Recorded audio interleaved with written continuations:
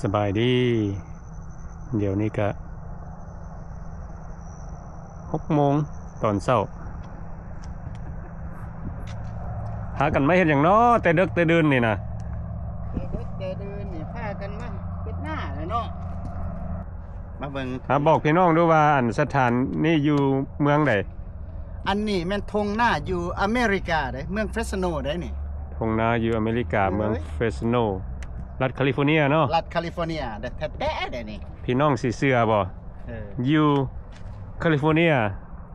เมืองเฟรสโนมีไฮมีนามีไฮมีนาเฮ็ดมีไฮหน้าพาทางคือกันบ่ท่าได้ไปเมืองลาวบ่กันผู้ใด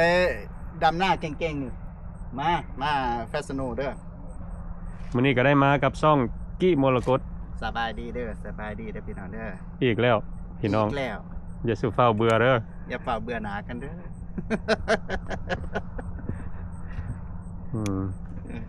มื้อนี้สิเอาภาพงามๆให้พี่น้องได้เบิ่งเนาะแม่จะเอาภาพงามๆให้พี่น้องเบิ่งทงไห้ทงนานี่เฮาออกมานี่สีขี้หูเห็นบ่นี่ในมาทางนี้แดดกำลังขึ้นนี่พวกเขาอันมาแต่เช้าได้นี่มาแต่เช้าเลยเห็นบ่ตะเวนกำลังอันขึ้นอันนี้ก่อนอื่นได้ต้องได้ไปหาเจ้าของหน้าเพิ่นก่อนเนาะไปขออนุญาตเพิ่นก่อนเนาะ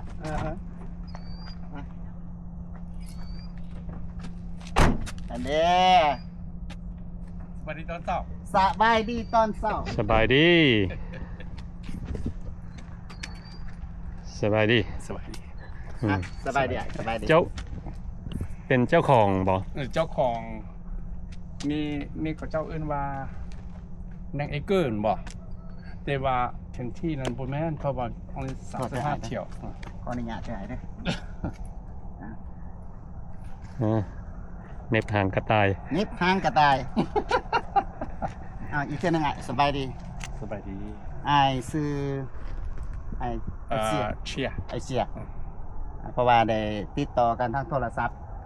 ก็ถือโอกาสทักทายสบายดีเด้อพี่น้องเด้อสบายดี2คนบ้านนอกนำสบายดีมื้อนี้ถือมาเว้าต้นหน้านี่แม่นคนบ้านนอกแม่น2คนบ้านนอกเห็นเจ้าไปถ่ายเจ้าน้องชายจอห์นนี่บ่แม่นแหละและนั่นโอ้เจ้าบ้านนอกเนาะเขาก็เห็นอยู่แล้วก็ไปนะจอห์นนี่ผู้เพิ่นอยู่ลาวนี่แหละสงกับลาวนี่แม่นล่ะแสดงว่าอ้ายก็ติดตาม2คนบ้านนอกอยู่เนาะติดตามเสมออยู่เพราะว่าผมว่าการอยู่การกินที่เขาเจ้าส่งกลับคืนไปอยู่ลาวนี่เป็นจังได๋มันยากบ่ส่วนมากคนแก่คือเฮานี่บ่ค่อยยากแต่ว่าคนหนุ่มที่มาเกิดอยู่ประเทศอเมริกานี่เฮาคิดว่าอยากปรับตัวยากหลายเติบอยู่เพราะว่าตามน้องก็ได้ติดตาม2คนบ้านนอกคือกันตอนเห็นเพิ่นไปถ่ายอันก็คืออีโตนลาวเนาะเราบ่ฮู้ภาษาเนาะนั่นแหละแล้วอีกแนวนึงว่าเราว่าบ่มีพี่น้องบ่มีพ่อบ่มีแม่บ่มีเอื้อยบ่มีอ้ายจังได๋ก็บ่แต่ว่าความจริงนั้นเราเว้าภาษาลาวบ่ได้แม่นมีแต่ภาษาจำเป็นเนาะปรับตัวแต่ว่าเฮาก็ดีใจนำว่าของบ้านนอกนี่ไปช่วยเพิ่นมีคนฟูโลตบมือหลายดีใจนำเด้อซอยเล็กๆน้อยๆแหละเฮาครับบ่แม่นคนเฮานี่เขาบ่ซูนมามื้อนี้อีกเทื่อนึงตื่นเต้นแล้วก็ดีใจสุดๆพี่น้องที่อ้ายเพิ่นสิพาเฮาไปลงทงหน้าเด้พวกเฮาบ่ได้ไปเทคไปบ้าเด้มื้อนี้เด้เนาะพวกเฮาสิลงทาตรงหน้าขออนุญาตนั่นอ้ายเฮ็ดได้จักปีละนี่แม่น35ภาษาลาวเฮาว่าจังเที่ยวบ่เราจังได๋แต่ว่าภาษาอังกฤษว่า35 rows 35 rows โอ้เพิ่นไล่เป็นแถวได้เนาะอยู่พี่เนาะแต่เขาเจ้า consider ว่าเป็น what acre แต่ว่าตามธรรมดานั้น acre นี่ต้องมัน42 45เที่ยวหรือว่าโทษความหมายของไอเสียว่าอันโรนี่มันต้นเขานี่แหละยักษ์เข้ามายักษ์โอ้นี่ไปโคตรเที่ยวนึงบอกแล้วก็นี่ไปพูดเที่ยวนึงแล้วก็35เที่ยวต่อให้ บ้านเฮาเอิ้นต่อไฮ ต่อให้เนาะ ไฮหนึงเนาะ ให้หนึงบอก เออ น่ะแล้วเขาเจ้าว่า35แล้วใจายค่าเช่า600 ต่อเอกเกอร์บ่ ต่ออีกเกินแล้วก็เอาจาน300แล้วทั้งหมด900 เฉพาะของไอเชียนี่ อืม จักงาน เออ จักงานจักเอกเกอร์ แล้วจากนี้ไปนั้น 1 2 เออ 1ไฮ2ไฮ3ไฮ แล้วก็จากเงินงามๆหลังนี่ไปพูดคือซีแมนคุณ 2เอเกอร์คุณหลังยา ท่าน เจว่า ท่านนี่เฮ็ดจักปีเลยนี่ เฮ็ดสวนให้ไทยเนี่ย เฮ็ดหน้านี่ ปีนี้ได้14 ปี15 ปีเดี๋ยวได้ ตอนเฮาเฮ็ดนี่เพราะว่าเขาบ่ได้ไป10ตลาดเขาเฮ็ดกินเขาแล้วก็ขายหน่วยเดียวให้เขามีเงินต่อปีหน้า อืม ซื้อป่วยแดซื้อทุกสิ่งทุกอย่างที่จะมาเฮ็ดสวน โอ้มีใส่ปุ๋ยใส่หยัง แม่น แล้วก็ข้าวปลูกบ้านเฮาเลย แม่ เนาะ นล่ะ เอาไปเป็นข้าวปลูก เออ แล้วเอาไปกินแน่ แล้วไปขายตลาดแน่ แต่บ่ขาย แต่บ่ขาย อืม เขาพันหยัง นี่ ประมาณนั้นมาถึงนี่บ่หรือว่าจังไดมีอีกอย่างหนึงแล้วก็นี่ไป อัน นี่มีอีกอย่างหนึง แต่นี่ไปหาหันกันยี่ห้อหนึง เออ แต่นี่ไปหาหันกันยี่ห้อหนึ อันหนึง หมายก็ว่า มีข้าวเหนียวข้าวเจ้าแล้วก็ข้าวข้าวเหนียวเหนียวข้าวเหนียวสั้น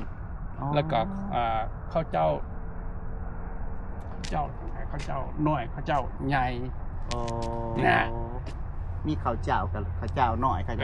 เขาไก่นอกไก่น้อยแบบอยู่เสียของมีบ่มีบ่ ไกลหน่อยวะ แม่นบ่มีบ่ บ่ฮู้ว่าตามที่เขาเบิ่ง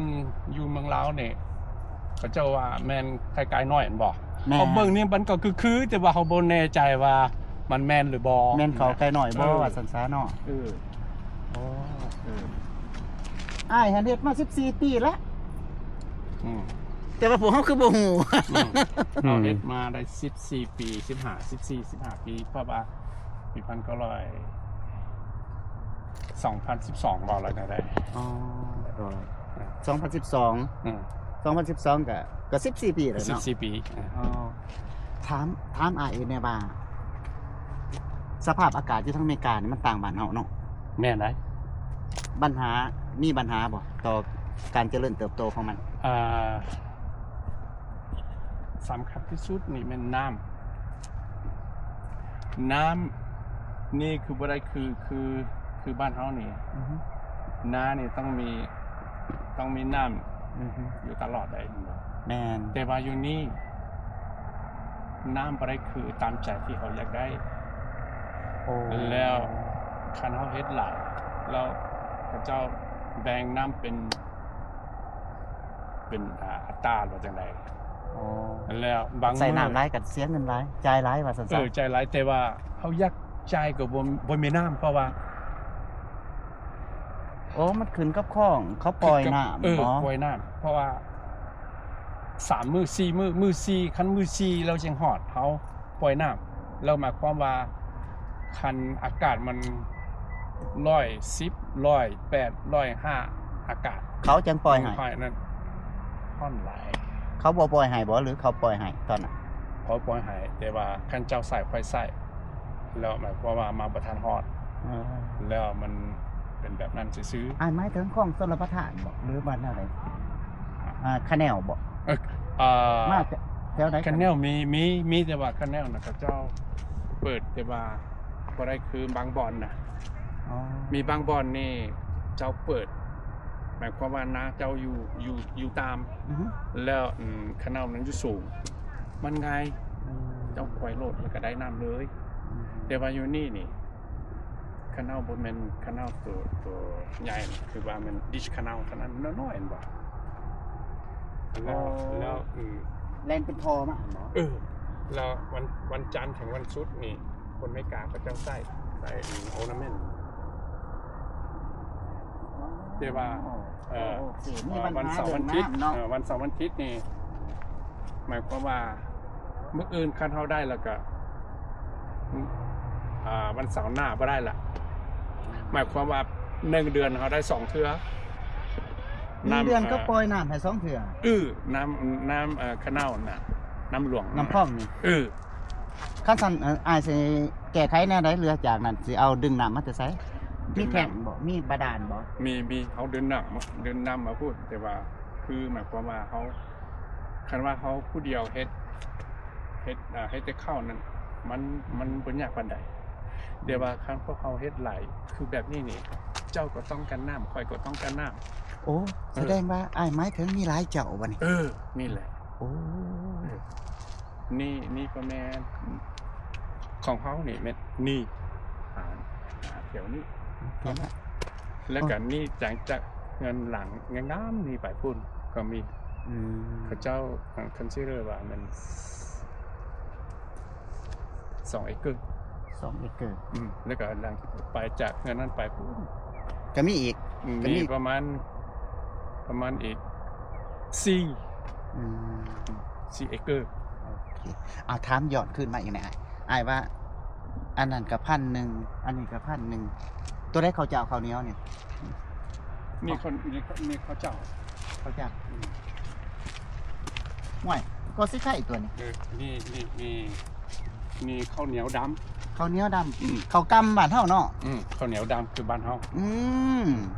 โอ้ นี่ข้าวเหนียวดำ ข้าวเหนียวดำโอ้เพิ่นเฮ็ดเป็นโรคือเพิ่นว่าเป็นแถว แล้วก็ข้าวนี่มันข้าวเหนียวธรรมดา ข้าวเหนียวธรรมดา แล้วก็นี่ก็ข้าวเหนียวเพราะว่า ยี่ห้ออีหยังอ้ายบ่ฮู้เลยบ่ยี่ห้อเนมมันชื่อมัน ซื้อ ชื่อเขา ภาษามงเฮาเนี่ยเฮาฮู้ บ่ แต่ว่าภาษาลาวเฮาเนี่ยบ่ฮู้ว่าอื่นจังใด โอ้ แต่ว่าเขาเบิ่งตามที่เขาเบิ่งอยู่เมืองลาวเขาเบิ่งเขาเจ้าว่าเข้าไกลหน่อยเข้าไกลใหญ่เนาะเขาเบิ่งลูกมันมันคือแต่ว่าเขาบ่แน่ว่ามันแม่นหรือบ่หรือบ่แม่นมันน้อยมันน่ะเนาะ อ้ายไปได้แนวพันธุ์ข้าวปลูกมาแต่ไส ฮะ แนวพันธุ์ข้าวปลูกนี่นะแนวข้าวปลูกนี่ โอ้ เอามาแต่ ก็ ไส คือเฮากลับไปเมืองลาวแล้วก็เอาอยู่พุ่นเอามาจากประเทศเฮาบันเกิดเมืองเฮา เอามาจากบ้านเฮาหลายบ่ หน่อยเดียว เอาน้อยนึง หน่อยเดียว ลำโลอันนี้แหละ คันเจ้าสิเอาหลายมันเขาเจ้าแคลิฟอร์เนียนี่บ่ได้ง่าย จุดริเริ่มมาสั่นซะริเริ่มก็ต้องเอาประมาณ หน่อยเดียว โลนึงขอดใส่ผ้าแพร่ขึ้นย่นมาว่าสั่นซะ ทำมาแผ่เอา นี่ก็ มาแพร่เอา นี่เห็นบ่นี่ก็เอามาจากเมืองเราเด้นี่ ดอกฮ้อนไก่ นี่น่ะ มาแต่เมืองลาวอยู่บ่ฮะ นี่บ่มีเด้เอามาจากนี่ก็คือกัน โอ้14ปีถามได้รู้ไอ้เชี่ยนี่เป็นคนบ้านเกิดเมืองนอนอยู่ลาวนี่อยู่แพงได้ ตอนเฮาอยู่เมืองลาวนี่เฮาอพยพจากเมืองลาวมาประเทศไทยนี่อายุ12 ปีอยู่แขวงหลวงพระบาง หลวงพระบาง อยู่อุดมทรายมาหลวงพระบางแล้วก็มาจากหลวงพระบางมากัญญบุรี แต่ว่าถิ่นฐานบ้านเกิดแต่มันอยู่แขวงหลวงพระบางนั่นแหละเนาะเพิ่นว่าเพิ่นมาอยู่ไทยตั้งแต่อายุ12 ปีแล้วเมื่อยามบ้านนะบ่ปี24นี่เขากลับไป เมืองลาวนั่นเด้ ไปเที่ยว โอ้ ภรรยาไปนำเราไปได้ไปเวียงจันทร์แล้วก็ไปสัญญบุรีหลวงพระบางน้ำปุ๋ย น้ำปุยอีก แล้วก็ น้ำปุยมันอยู่ไสหยะ น้ำปุ๋ย ไสหยะตัว แม่นล่ะ น้ำปุย อยู่สัญญะแล้วก็ไปอุดมทรายหลวงน้ำทาลำปอกเกี้ยวแล้วมาเมืองไทย เมียอ้ายกันก็คนทางเวียงจันทน์บ่หรือคนประมาณกัน คนอยู่หลวงพระบางคือกัน หลวงพระบางเพิ่นก็มาอพยพคือกันเนาะ แม่ล่ะ อ้ายก็อพยพคือกัน แม่ล่ะ โอ้ได้ไผได้เคยได้ที่อ้ายได้เคยแต่บ่ได้ซันอินลอ มีล่ะเขาทั้งหมดนี่โดยบ่ได้อายให้ไผแล้วเขาทั้งหมดมีลูกผู้ชาย4 คนแล้วก็ผู้หญิง4 คนทั้งหมด8 คนลูก8 คนลูก8 คนว้าคือเก่งแต่ว่า ย้อนเฮ็ดหน้านี่บ่ และทั้ง2ก็รีไทร์ละ หรอ 4 ปีละ แม่นหรอ คือยังหนุ่มๆอยู่ มาบ่ 60ใบนมปันได บ่ได้เบิ่งอ้ายยังหนุ่มอยู่ได้อย่าเมื่อเล่าผู้เดียวเด้อ หัวเอ้านอกเสียจากว่าเกี่ยวมาเรื่องตรงหน้าเฮานอกเสียจากว่าอ้ายปลูกเขานี่อ้ายปลูกพืชอย่างอื่นอยู่บ่ อ่า ข้าวโพดสาลี่นี่บ่หัวสิขอสิไก่คือหลายๆสวนก็เฮ็ด ซารี่นี่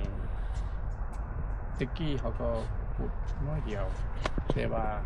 มันยากตอนเอาสิเก็บนั้นทิ่มเนาะหลังจากเขาออกเอาซารี่หมดละ มันต้องได้ตัดต้นตัด ตาต้น ลำมัน มันยากบ่ฮู้ว่าสิเอาไปทิ่มบันได เขาบ่ให้จูดได้เนาะ บ่ ผิดกฎหมายเขาได้ ผิดก เนาะ ฎหมายเขาเฮ็ดน้อยเดียวแต่ว่าคำว่าเขาเจ้าปัดใหม่นี่เขาจ่ายหลายเด้นบ่คันเขาสิจุดส่วน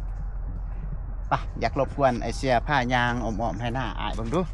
ขออนุญาตบาดค่ำเด้อพี่น้องเด้อมื้อนี้สิให้พี่น้องเบิ่งคลิปยาวๆเพราะว่าหายากบ่ทันได้นำเสนอแบบนี้จะให้พี่น้องเบิ่งจักเทื่อเจ้าหน่อยอยาก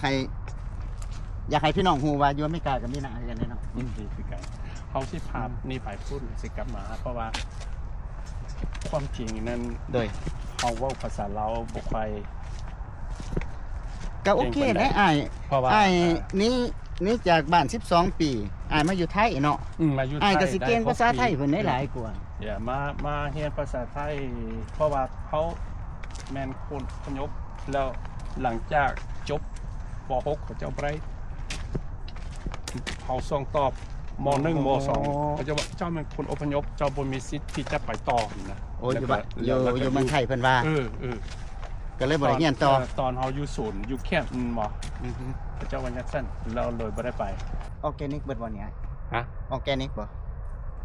บ่เขาเฮ็ดเทื่อหนึงเขาใส่ป่วยประมาณ3เทื่อ ปุ๋ย ตอนเล็กๆนี่1เทื่อแล้วก็ เนาะ ตอนเล็กๆ1เทื่อแล้วก็ตอนประมาณนี่1เทื่อแล้วก็เวลาสิออกดอกนี่1เทื่อสุดท้าย อ๋อตอนเพิ่นเถาะเพิ่นสิถอกว่าซั่นซะบำรุงดอกนี่เนาะ อืม เฮ็ดแนวใดนี่ตอนสิใส่ปุ๋ยใส่หยังปล่อยตามน้ำเลยบ่หรือว่าสิ มีบางคนเนี่ยเขาเจ้าเอามือดับไปแต่ว่าเขาเนี่ยเขามักใส่ปลายกระหน่ำ ปล่อยไปกับน้ำเลย ปล่อยกระหน่ำแล้วมันคลายกลัวแล้วก็ อืม ใส่เวลาหน่อย คล้ายๆกับส่วนมักน้ำมักโตนก็เฮ็ดเขาก็ปล่อยป่นใส่ถังพุ่น แล้วก็ปล่อยมาเลยมันก็แล่นไปตามตีเทปแล่นลงไปเลย อยู่ ได้มา ข้างๆให้นาของเพิ่นเนาะเพิ่นก็ปลูกบักแตงบักโมนี่บักโมของเพิ่น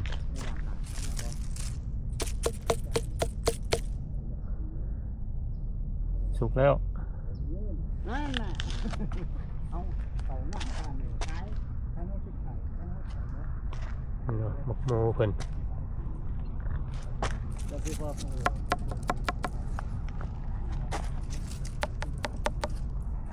ยเอาไปกินที่ต้อง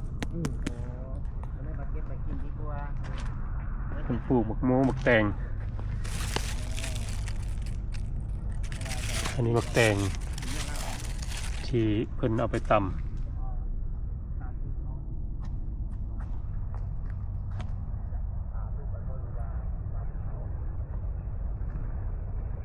โอ้งามหลาย อันนี้ก็สิเป็นครั้งทำอิฐเนาะ first time เราได้มาเห็น ปลูกข้าวอยู่นี่บ่มีแต่เจ้าเดียวเนาะ มีหลายเจ้าเนาะ มีหลายเจ้าของ หลายเจ้าของ โอ้สิเป็นอันคนม่งเบิดบ่ คนโม่งหมด โอ้ เพราะว่าเขาอยู่อยู่เฟรสโนมานี่เขาหาก็เห็นครั้งแรกเนาะ ครั้งแรก ครั้งแรก เพราะว่าคันเขาก่ายมานี่เขาสิบ่ได้คิดว่าเป็นข้าวเด้ เขาสิคิดว่าแนมเห็นเนี่ยเขาสิคิดว่าโอ้หัวสิงไข่ เออ โอ้แบบสไตล์ของอ้ายเห็นเนาะแบบคือแบบอยู่เมืองลาวเนาะแต่ละปีเขาก็ต้องเฮ็ดไร่เฮ็ดนาเนาะ แม่นละ แล้วก็มีข้าวไว้กินทุกปีเลยเขาจะเฮ็ดเอาไว้กิน แม่นละเขาคิดว่าตอนเขายังอยู่พูด ส่วนมากก็เจ้าบ่ได้นึกถึงว่ามันสิขายบ่มันจะให้กิน แม่น ปีต่อปี แม่น เนี่ยเท่านั้น คันเฮาเหลือเฮาก็ขาย อยากขายก็ขายเพราะมันเพราะว่าอยู่บ้านเฮาเนี่ยเขาเจ้าขายเป็นกระสอบบ่ สบายดี Ừ. Ồ, sạch bay đi. แล้วดอ Ừ, nhớ rồi. เจ้าผู้หญิงเนาะตัวยังเป็นสิดัว Ồ, เออ tôi dừng đua hả? ตัวยังเป็นสิดัวเปลเนาะเจ้า Ồ, หรอ ok. ขออนุญาตถ่ายวิดีโอเด้อ Ok. อยากให้พี่น้องเห็นว่าอยู่เฟสโนนี่เพิ่นมีหน้างามหลาย Yeah. แล้วก็คันเฮาเฮ็ดไปเนาะสมมุติว่าเฮาเหลือกินเนาะเฮาก็ อืม สามารถขายได้ เออ เนาะ อยู่บ้านเฮาเนี่ยคำว่าเหลือกินเขาก็สิขายแต่ว่าอยู่นี่นี่เขาก็ขายด้วยหนึงขายพอมาเศร้านี่ต่อปีหน้า อืมโอ้ แต่ว่าส่วนมากนั้นเอาเก็บไว้กิน อืม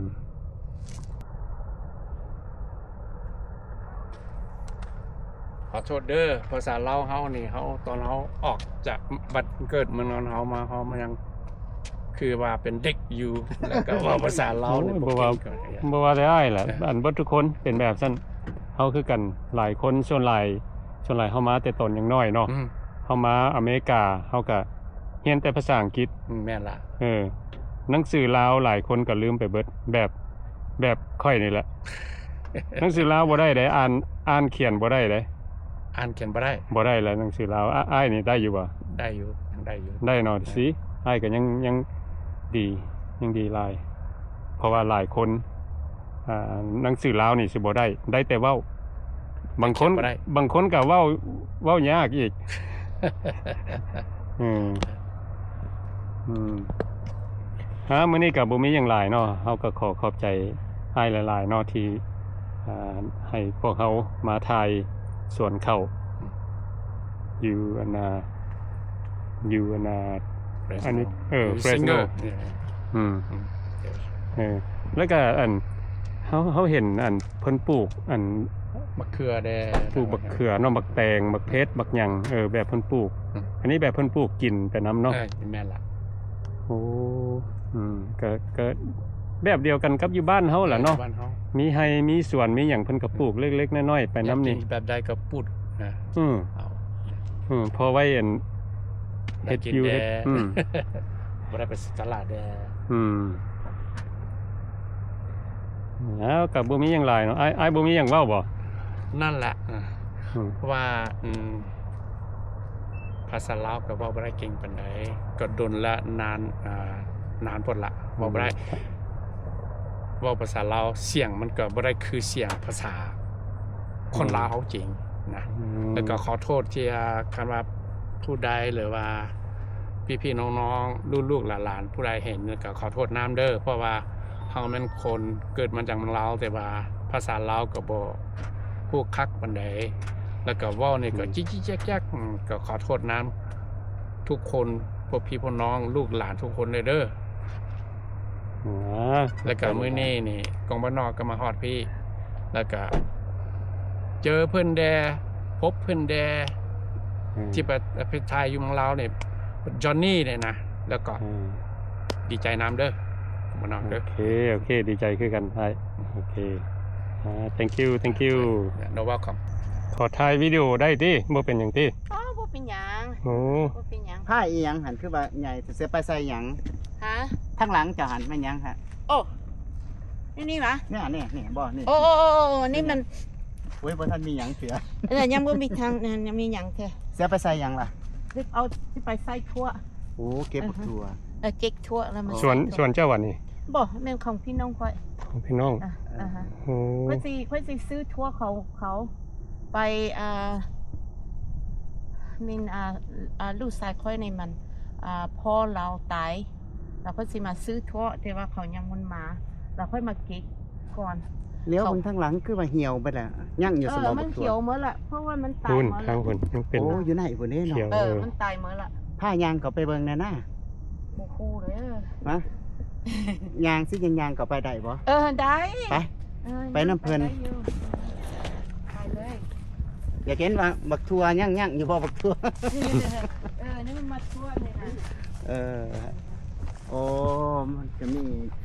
ยังมีอยู่เห็นว่าก็ได้เนาะ ย่างไปได้อยู่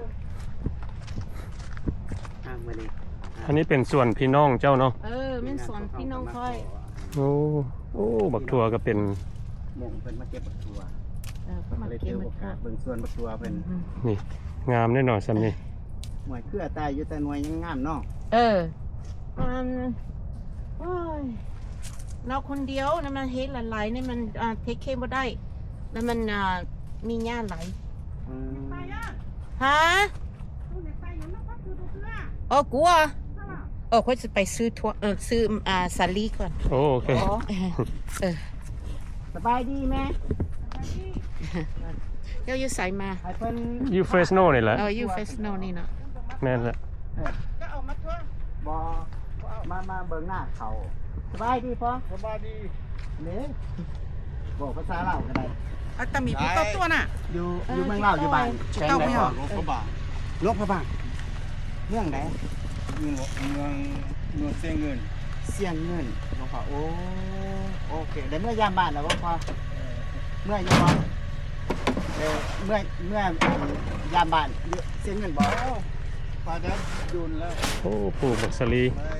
ปเสาอาณาพุทธศักดิ์อ่ะ บ่คิดฮอดบ้านบ่เนาะ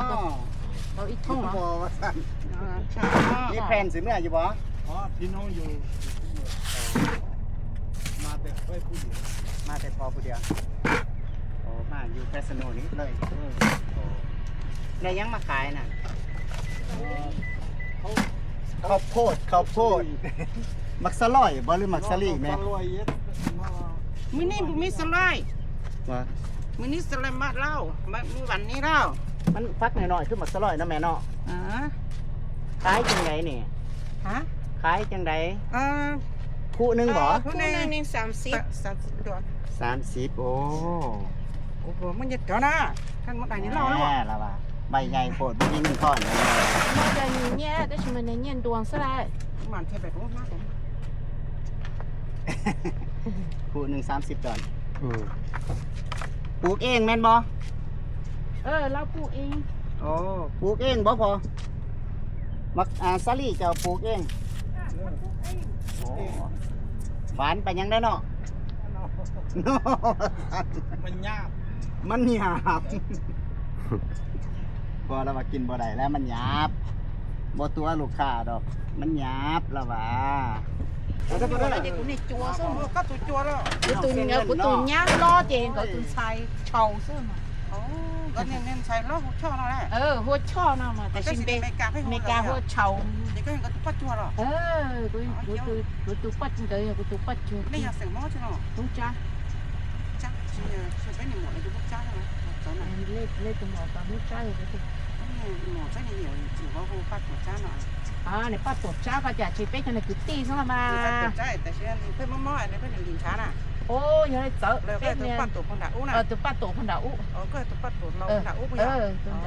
นด่าตัวที่เขาหมอlà bé tươi giờ ít trong mốt tết chờ là con bà ok dạ bé nhà bắt tổ là bé là cứ ti thôi vậy có giờ nó giống như cái chùa sức con bây giờ cái tôi này bắt chuông tôi té nhà phát tàu cho mùa thời kỳ là qua curry nha tôi té tàu cái dần tới này bắt chùa thì bé bắt chùa thế sao vậy lên đỡ xem mà cứ giống như thế này xong rồi do cái เสี่ยวไปลอกขายใช่บัดนี้ เอาไปล่อขายบ่ cái nhảy cho mua tạt tát la đó nó cho mùa lấy tết vô tết thông đi có sữa cho một thằng này โอ้มีคนซื้อแล้ว โอ้มีคนซื้อแล้ว เขาขายเป็นคู่ โอเคมีคนเมาแล้วเพิ่นว่า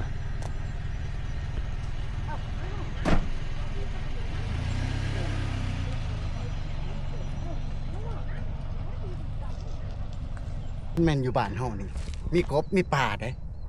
แม่น ใส่เบ็ดได้เนี่ยยับเข้ามาใกล้ๆไว้ เบิ่ง อันนี้มันจะมีป่า เออ เฮาเบ็ดคันง้อแล้วเนาะเสียบคันแล้วก็ขี่กระเดือนปอนลงหันโอ้ยบ่พอเข้า แม่ ดิน น ต่ำๆๆๆแล่นนอนฟังเสียงมันดินล่ะ โอ้คักเนาะ คักหลาย คือแบบบ้านเฮาเลย อันนี้เพิ่นว่าเขาสวยเขามากเห็นบ่สวยเลยได้นี่ ฮักแต่ว่าอันอยู่ลาวนี่ก็สิเป็นก่อใหญ่ๆแบบนี้บ่ ขึ้นกับพันเขาโอ้ก็ใหญ่ๆนี่บ่ อืม บ่ค่อยสิปรากฏเห็นเลย คัดจังสี่นี่มีแต่หน้าตีนบ้านเท่านั้นแล้ว โอ้ อันนี้นี่ตามคอยได้นับเบิ่งมื้อนึงนี่30กว่าต้นพุ่นใดไอเสียเพิ่นว่าเพิ่นใส่คนดำเอาว่าซั่น อืม มันสิดำไว้บ่จะว่าเบิ่งความสูงความยาว อืม โอ้ยคันแม่นข่อยนี่ดำนี่งวกกับหลังทิลีแล้วบ่ฮอดคันจักเทื่อให้ใหญ่โพด ว้าวครั้งทมิตของพวกเราได้มาเห็น ดีใจ ดีใจแม่น ปลื้มใจ ได้เห็นแล้วก็คิดฮอดบ้านเนาะไอ้ ได้ กี้ เห็นได้ก็คิดฮอดบ้าน อืมโอ้น้ำตาจะออก น้ำตาออกมาหรือว่าแก้ขี้ตา แค่คิดได้ โอ้ ตื่นเช้าโพด โอ้แก้ขี้ตานึกว่าน้ำตาไหลฉันดอกเว่าเรื่องบ้านเฮา บ่เริ่มมันเฮาคิดฮอดดีๆโดยเฉพาะได้มาเห็นทงไห้ทงนาแบบนี้โอ้แฮงคิดฮอดแต่อย่าลืมได้ให้พี่น้องเข้ามาเบิ่งคักๆเด้อนี่ทอกเด้อได้นี่ เป็นห่วงน้อยๆเพราะว่าพันธุ์เขาตามอ้ายเพิ่นเว้าสู่ฟังว่าจักพันธุ์อีหยังเพิ่นบ่ฮู้สิเว้าเป็นภาษาลาวแต่เว้าเป็นภาษาหมู่หั่นเราเว้าได้ล่ะวะ อืม บอกได้อ้ายเพิ่นสิเว้าเป็นภาษาหมู่เฮาก็แปลบ่ได้สันติบัดนี้ อืม ก็เลยถามเพิ่นว่ามีบ่พันธุ์แบบเขาไก่น้อยกัน มันดังอีหลีเด้เดี๋ยวนี้เป็นพันธุ์เขาที่อยู่ทางเสียงขวงบ่เขาปลูกเขาไก่น้อย เป็นเขาที่เพื่อสุขภาพอ่อนนุ่มแล้วก็พวกที่เป็นโรคเบาหวานนี่กินได้ดีว่าซั่นตามเขาเว้าต่อปากต่อกันมาดอกว่า พวกเขาก็ได้มาถ่ายให้พี่น้องได้เบิ่งเนาะ อือฮึ เป็นครั้งทมิตของพวกเขาได้มาเห็น อือฮึ ตัวจริงทงไห้ทงนาอยู่อเมริกา อือฮึ ก็คิดว่าบุญหลายเนาะ บุญหลายไส แล้วก็ได้ถ่ายให้พี่น้องเบิดทุกคนได้เบิ่งนํกัน มีแท้ มีทงหน้าแท้ๆ มีธงหน้าแท้ๆ มีแท้ ๆแล้วเฮาก็ขอบใจไอเสียเนาะ เสียบัง เสียแว่ง เสียแหวง เพิ่นก็เฮ็ดนาอยู่นี่คือกัน เนาะ ฮะ เอาล่ะความร่มเนาะพี่น้องเนาะ โอเคไอ้กี้บ่อวยพรให้ FC เบิดทุกคนบ่ อ่ะท้ายนี่ก็ถือว่าหวังว่าพี่น้องสิได้รับความพิรมสำราญในคลิปที่พวกเฮาได้ลงไปได้มาถ่ายทงไห้ทงหน้าให้พี่น้องได้เห็นทงหน้าเมืองนอกก็ถือว่าเป็นคลิปทำอิฐของกี่มรกตหรือคลิปทำอิฐของคนบ้านนอกเนาะ แม่น อันนี้ก็แล้วแต่พี่น้องสิพิจารณาทั้งถ้าหากว่าทั้งต่างรัฐต่างเมืองหรือว่าบอนที่พี่น้องอยู่หากมีธงไห้ธงหน้าก็ส่งขอความมาบอกพวกเฮาในอยเด้อว่ามีธงหน้าปลูกเขาคือกันบ่มาบอกสู่กันฟังเป็นการสนทนาแลกเปลี่ยนกับคิดกับเห็นเนาะขอบอกขอบใจเด้อพี่น้องเด้อที่เขามาเบิ่งมาเสียทายนี่ก็พวกเฮาทั้งสองคนบ้านนอกแล้วก็กี่มรกตก็บ่มีหยังขอให้พี่น้องอยู่ดีมีแห้ง บางว่าบ่ได้ความสุขหลายบ่หลายก็น้อยสำหรับคลิปของเฮาเนาะฝากไว้เด้อพี่น้องเด้อก่อนจากกันไปฝากกดไลค์กดแชร์กด Subscribe ขอบใจอยู่ดีไม่แห้งพี่น้อง โอเคขอบใจเบิดทุกคน บาย ที่เข้ามาเบิ่งบ๊ายบาย